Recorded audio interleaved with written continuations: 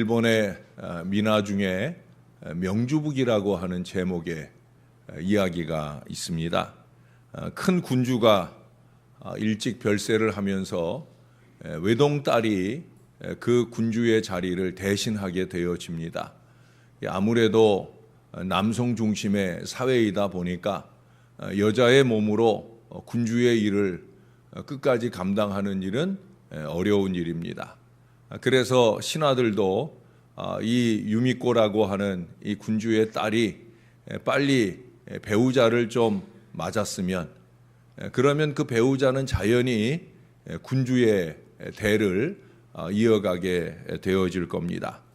그러기에 고관 대작들이 그의 신랑을 구하려고 노력을 합니다. 그 노력이라는 게 결국 자기의 주를 데려고 혈안이 되는 거지요.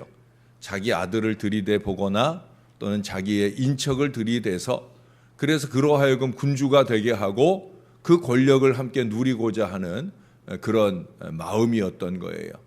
그러나 유미꼬는 그 배우자를 맞이함에 있어서 자기 생각대로 하겠다. 그러고 만든 것이 바로 명주천으로 만든 북입니다. 북이라는 게 가죽을 씌워야 둥둥둥둥 칠 때 소리가 나지 않습니까? 근데 명주천을 입혔으니 소리가 나겠어요, 안 나겠어요? 아무리 두드려도 소리가 나지 않아요. 근데 그의 남편이 되겠다고 신랑감을 데리고 오면 그 신랑감과 단둘이 앉아서는 그 북을 갖다 놓고 그 유미꼬가 북을 쳐요. 그러면서 묻습니다. 무슨 소리가 납니까? 라고 물어요. 그럼 뭐 아무 소리가 안 나니까 자연히 대답을 하겠죠.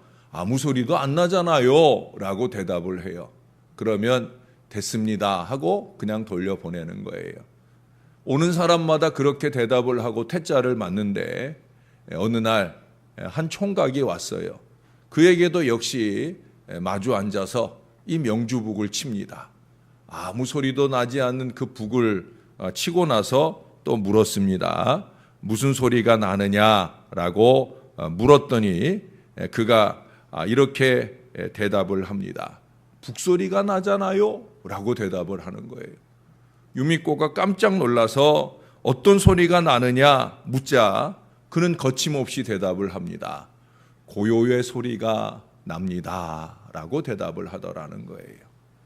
고요의 소리가 들립니다 라는 그 대답을 듣자 유미꼬는 씩 웃으면서 즉시 그 명주천을 벗겨서 그 총각에게 주면서 그를 신랑으로 맞이하게 되었다는 거예요. 이 이야기는 고요의 소리를 들을 수 있는 사람, 즉 자기 내면의 소리를 들을 줄 아는 사람이요, 다른 이들의 원성을 들을 줄 아는 사람이며 무엇보다도 생각하며 가치 있게 사는 사람이다라는 사실인 거예요. 마음의 소리를 들을 줄 아는 사람, 다른 사람의 이야기를 들어줄 줄 아는 사람, 잘 들을 줄 아는 사람이 잘 말하고 잘 행동할 거예요. 말이 거침없고 그저 허튼 소리를 잘 쏟아내는 사람들 보시면 잘 들을 수 없어요. 잘 들을 줄 알을 때 잘 말하는 거거든요. 오늘 본문에 우리가 짧은 세 구절을 읽었는데 여기에는 욥의 말에 대한 소발의 반응이 나와요. 그의 반응은 이제 4절 이하에서 참으로 거침없고 악의에 찬 말들을 막 쏟아놓는 바로 그 근거가 되어집니다. 오늘 세 구절을 읽었지만 이 안에 세 가지 반응이 나타납니다. 이 반응을 살펴보는 것은 우리가 어떻게 지혜롭게 말하고 행동할 수 있는가 하는 아주 좋은 교훈을 줍니다. 여러분 오늘 잘 오셨는데 잘 말하고 잘 행동할 좋은 교훈을 이 아침에 배워갈 수 있으면 좋겠습니다. 첫 번째로 2절에 보시면 그러므로 내 초조한 마음이 나로 하여금 대답하게 하나니 이는 내 중심이 조급함이니라. 그는 조급하게 반응해요. 사실은 지난번에 처음 말하던 순서가 엘리바스가 말하고 그 다음에 빌닷이 말하고 그 다음에 소발이 말했어요. 자기 순서도 기다릴 수 없다는 거죠. 그래서 엘리바스가 말하고 그에 대해서 욥이 말하자마자 빌닷이 말할 것을 제쳐두고 자기도 말하는 거예요. 내 초조한 마음, 조급한 마음으로 내가 반응한다. 조급한 반응이라고 하는 것은 앞서서 제가 말씀드렸던 것처럼 생각이 없다는 거죠. 좀 생각을 하고 말할 수 있으면 지혜롭게 말할 수 있을 텐데 아무 생각이 없는 거예요. 예? 그저 바로 반응이 나타난다는 거예요. 욥의 말에 진위를 파악함이 없이 이미 자신의 마음에 깔아놓은 그 선입견에 근거해서 욥의 말이 떨어지자 무섭게 감정적으로 반응한다는 거예요. 그러니 의사소통이 될 리가 없는 거죠. 일방적으로 말하고 갈등의 골은 더 깊게 만들어지게 되는 거예요. 누구의 말이나 어떤 상황에 대해서 생각 없이 조급하게 반응할 때 말의 실수, 행동의 착오가 발생하게 되어지는 거예요. 시간이 좀 필요한 일들이 있거든요.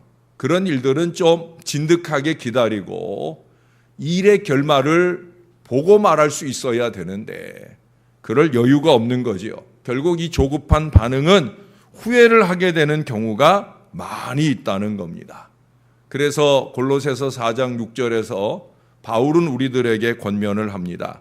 너희 말을 항상 은혜 가운데서 소금으로 맛을 냄과 같이 하라. 그리하면 마땅히 각 사람에게 대답할 것을 알리라. 두 가지를 얘기해요. 첫째 얘기하는 건 뭐예요? 은혜 가운데서. 예수 믿는 사람들은 은혜 가운데서 말할 줄 알아야 돼요. 너무 은혜가 없어요. 은혜를 채울 줄 몰라요. 은혜가 고갈된 마음 속에서 뭔 생각을 하고 뭔 말을 할 수 있겠어요? 좀 은혜 좀 받아야 됩니다. 은혜 받을 자리에 와야 하고 마음을 열고 은혜를 받아야 되는 거예요. 그 다음 얘기하는 게 뭐예요? 소금으로 맛을 냄과 같이. 소금으로 맛을 내듯 말을 좀 신중하게 쏟아내야 된다는 거예요. 뭐 음식 잘하는 우리 어르신들이야 이 정도 국을 끓일 때는 이 정도 소금이면 되겠지 하고 한 번에 툭 털어넣지만 이게 맛을 처음 내기 시작하는 사람들은 어디 그렇습니까? 조금 넣어보고 저어보고 조금 넣어보고 저어보고 맛을 보고 그러고 또 더 넣고 하잖아요. 제가 여름이 되면 콩국수를 잘 먹는데 여러분 콩국수 먹을 때 미련한 사람은 한꺼번에 소금을 왕창 넣잖아요. 그래서 먹고는 짜요. 제가 얼마 전에 콩국수를 먹었는데 제가 미련하게 그랬어요. 소금을 넣었더니 이걸 미리 좀 맛을 보고 근데 이 주인이 아마 기본 맛을 조금 내놨던 모양이에요. 소금을 넣었더니 이게 좀 짜더라고요. 우리 아내가 먹어보고는 짜잖아요. 그러면서 육수를 더 달라고 그러는 거예요. 사실은 콩국수를 줬는데 콩국수는 국수 맛이 아니라 육수 맛을 먹는 거거든요. 근데 육수를 너무 조금 줬어요. 그 바람에 우리 아내가 저는 차마 그 말 못하는데 우리 아내가 여기 국물 좀 더 줄 수 있느냐 그러니까 아주 그 걸쭉한 국물을 더 주더라고요. 제가 속으로 잘됐다. 예? 소금 많이 넣길 잘했네. 그런 생각이 들었는데 사실은 그건 그저 결과를 보고 하는 얘기지 사실은 미련한 거거든요. 예? 말도 마찬가지라는 거예요. 좀 한 번 더 생각하고 두 번 더 생각하고 그렇게 깊은 생각 속에 내놓는 말이어야 된다는 거예요. 링컨의 휘하 장군들 중에 알력이 생겼습니다. 그 중에 성미 급한 스탠턴 장군이 와가지고 링컨한테 그 화나는 얘기를 막 쏟아놓는 거예요. 그 얘기 듣기 시작하면 또 끝이 없겠다 싶어가지고 링컨이 얘기를 했어요. 그러지 말고 종이에다가 그 화나는 내용들 다 낱낱이 적어서 가져오세요. 그랬어요. 그래서 가가지고 스탠턴 장군이 대통령이 내 편을 들어주려는가 보다 신나가지고 자기 곁에 화나게 하는 그 장군들 몇 사람의 그 화나게 하는 내용들을 한 10장 정도에다가 몇 날을 걸려서 그 내용들을 조목조목 다 적었어요. 그리고 이제 그걸 가지고 대통령에게 왔습니다. 링컨이 그것을 받아들고는 씩 웃으면서 물었습니다. 자, 이제 이걸 내가 읽을까요? 쓰레기통에 쳐넣을까요? 라고 물었어요. 링컨의 얼굴을 보니 어떤 생각이겠구나. 또 자기가 그 10장의 내용들을 적는 동안에 이 생각 저 생각하면서 적다 보니까 링컨 대통령의 마음을 헤아리게 된 거예요. 그래서 그것을 자기가 뺏어서 받아들고는 다 구겨가지고 자기가 휴지통에 넣으면서 씩 웃고는 나갔더라는 거예요. 그 내용을 쓰는 중에, 생각을 하는 중에 마음의 여유가 생기고 그 여유가 화를 다스려 주고 결국 생각을 달리할 수가 있었다라고 하는 거죠. 저도 성격이 급한 사람입니다. 근데 제가 목회의 연륜이 더해 갈수록 늘어가는 게 뭐냐면 생각하게 된다는 거예요. 저와 여러분에게 필요한 반응의 지혜가 뭐냐? 조급한 생각을 벗어던지고 조금 더 생각해야 된다는 거예요. 조자로 시작하지만 완전히 달라요. 조급하게 생각하지 말고 조금 더 생각해야 된다는 거예요. 한번 해봅시다. 조금 더 생각하자. 조금 더 생각하자. 생각할 겨를 없이 쏟아내지 마셔요. 뭐 중요한 말이건 허접한 말이건 생각할 겨를 없이 쏟아내지 마셔요. 옆에서 어린 아이들이 들으면서 흉보입니다. 예? 아이들이 흉볼 말, 그런 말 괜히 쓸데없이 쏟아놓지 마셔요. 자, 두 번째로 3절 전반부에 보면 내가 나를 부끄럽게 하는 책망을 들었으므로 얘기합니다. 부정적인 반응을 보이죠. 욥의 반론을 부끄러운 책망으로 받고 있는 거예요. 욥의 의도는 부끄럽게 할 마음이 아니었잖아요. 자기에 대한 오해를 좀 풀어보려고 하는 그런 생각이었잖아요. 그러나 소발은 부정적으로 반응해요. 부끄럽게 할 말을 했다는 거예요. 아니거든요. 욥이 너무 답답하니까 자기의 답답한 마음을 한탄한 얘기거든요. 그런데 부끄럽게 했다라고 부정적인 반응을 보이고 있는 거예요. 여러분, 목사가 설교 사역에서 제일 힘든 게 바로 이런 부분입니다. 책망을 의도함이 아니거든요. 부끄럽게 할 마음은 더더욱더 없습니다. 그저 하나님의 말씀대로 살자는 거잖아요. 하나님의 말씀을 있는 그대로 풀어서 전할 뿐인 게 목사의 설교 사역이잖아요. 이 세 구절 짧은 말씀을 붙들고 늘어져서 하나님이 제게 주시는 지혜. 야, 이 말씀들은 우리가 말에 대한 또는 상황에 대한 이 반응을 잘못하게 되어지는 경우들을 말해주는구나. 그래서 한 가지, 두 가지, 세 가지 풀어 전하는 거예요. 그래서 우리가 말을 할 때, 행동을 할 때 어떻게 하면 잘할까? 이것을 말씀해 주려고 하는 거죠. 그러나 이 가운데 듣는 분 중에는 목사가 나더러 조급하게 말한다고 지금 책망하는 건가? 이렇게 어리석게 생각하는 사람이 간혹 있어요. 그게 아니잖아요, 여러분. 예? 우리의 신앙이 뭡니까? 신앙이 뭐예요? 말씀대로 살자는 노력 아닙니까? 그러니 여러분이 이 새벽에도 오시는 거잖아요. 그 노력에 도움을 주려고 하는 거예요. 잊었던 말씀을 생각나게 하고 놓쳤던 말씀을 다시 붙들어 주려고 하는 거예요. 그걸 붙들고 생각하며 그 삶의 말씀의 회복이 힘있게 일어나도록 하려고 하는 거예요. 그러나 부정적으로 받으며 스스로 문제 안으로 들어가는 경우들을 많이 봅니다. 문제를 해결하자고 했는데 더 큰 문제를 만들어가는 어리석음을 범하게 되어지는 거예요. 마음에 부정심이 깔려 있으면 그 마음에 채워질 은혜는 없어요. 아까도 우리 골로새서 4장 6절에 항상 은혜 가운데서 말하라고 그랬는데 은혜를 받아야죠. 은혜를 위하여 주의 말씀을 준비하고 전하는데 그 부정심을 마음에 깔고 있을 때는 절대 은혜를 못 받아요. 목사가 아무리 여기 예수님이 와서 설교를 해도 절대 은혜 못 받아요. 여러분 복음서 보세요.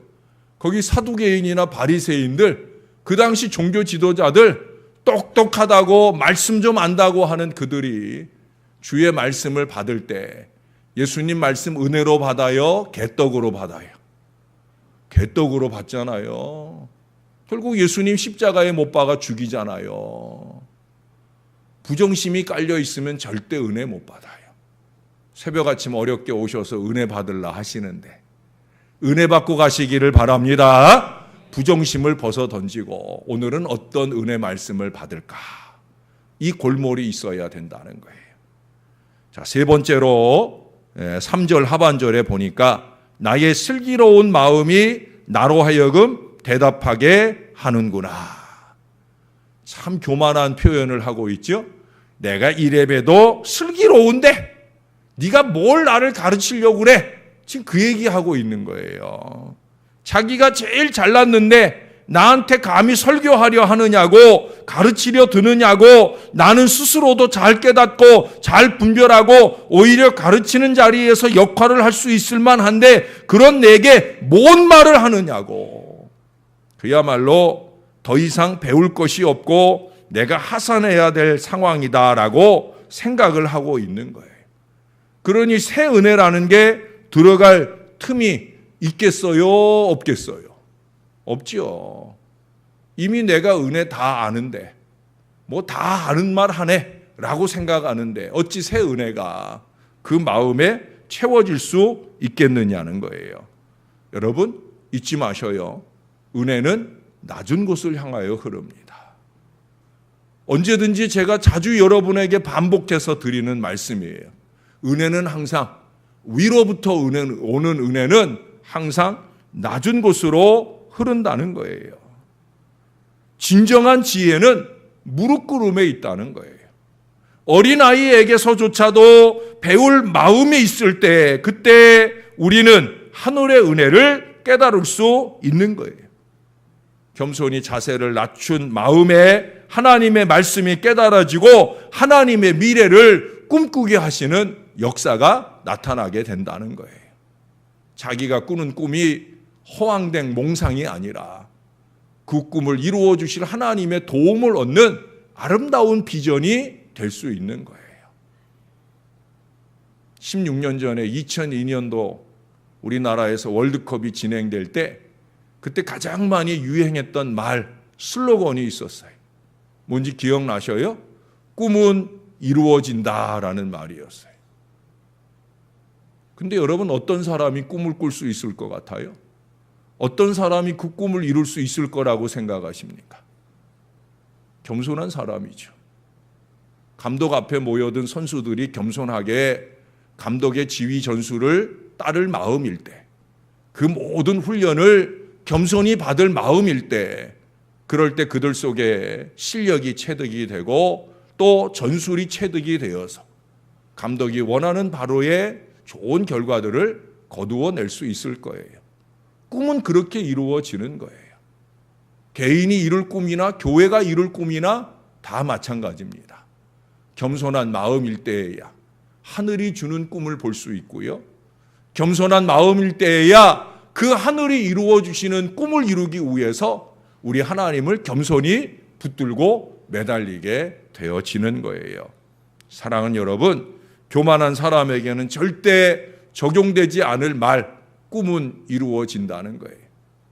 교만한 사람은 꿈이나 꾸기, 꿈을 바라볼 줄 모르고 그 꿈을 위해 겸손히 헌신할 줄 모릅니다. 여러분, 마음을 낮춰야 합니다. 자세를 낮춰야 합니다.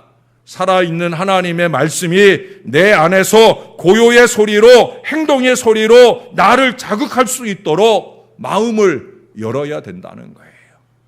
부정적인 마음 아니고 긍정적인 마음으로, 조급한 마음 아니고 조금 더 생각하는 마음으로, 무엇보다 교만한 마음 아니고 겸손한 마음으로 하나님의 말씀에 반응하고 다른 사람들의 말에 귀를 기울임으로 하늘 하나님께서 꾸게 하시는 꿈을 꾸고 그 꿈을 이루기 위해서 하나님의 도움을 더 많이 받을 수 있는 지금 필리핀에 가 있는 우리 아이들 또 저와 여러분들이 될 수 있기를 우리 구주 예수님의 이름으로 간절히 축원합니다. 기도하겠습니다. 하나님 아버지, 오늘 소발의 반응을 통해서 참으로 우리가 말과 상황에 대해서 어떻게 말하고 행동해야 될지 잘못된 세 가지 반응들을 보며 도전을 받습니다. 그 안에 우리들의 모습이 있습니다. 너무 조급하고요, 너무 부정적이고요, 너무 교만합니다. 하나님, 이것을 좀 뒤집어 엎게 하여 주옵소서. 조급함 대신에 조금 더 생각할 마음을 주시옵소서. 부정적인 마음을 내 안에서 다 몰아내게 하시고 다른 무엇보다 하나님의 말씀을 향하여서는 항상 긍정, 그 말씀을 은혜로 받고 은혜로 소금으로 맛을 내듯 그렇게 나의 말과 행동에 맛을 내는데 유익된 말씀으로 사용하게 도와 주시옵소서. 부족한 종이 늘 강조하는 대로 마음에 찔리면 회개하고 감동받으면 결단할 그 말씀으로 받는 저희들 되게 하여 주옵소서. 무엇보다 우리의 마음 안에 교만한 모든 고든 마음을 다 내팽개쳐 버리게 하여 주옵소서. 은혜는 겸손한 자리로 오는 것, 성령의 충만한 은혜는 겸손한 자리로, 낮고 낮은 자리로 흘러내리는 것을 잊지 말게 하시옵소서. 우리가 가장 낮은 자리에서 가장 많은 은혜를 받을 수 있는 하나님 사람들이 되게 하여 주옵소서. 특별히 청년들이 그 은혜의 자리에 가 있습니다.